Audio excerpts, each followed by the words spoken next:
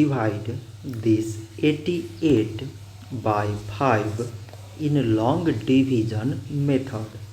So 5 times 1 is 5. On subtracting we get 3.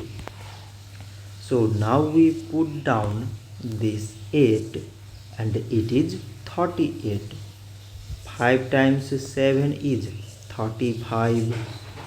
On subtracting we get 3. So now there is no other number to put it down. So we take here decimal, so that we put 0. So it is 30 and 5 times 6 is 30. On subtracting we get 0. So 88 divided by 5 is 17.6. So this much for today and thanks for watching.